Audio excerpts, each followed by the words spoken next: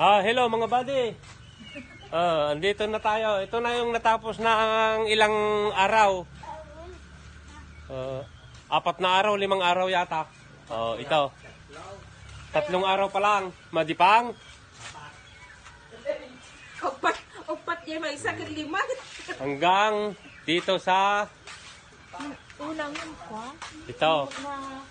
Yan yung bahay ng tangki nila. Mga bukas yan, mabububungan na. Pero dati pa magganto, pa magmamasimenta. Yan. Ito naman yung finish talaga na natrabaho nila. Yan.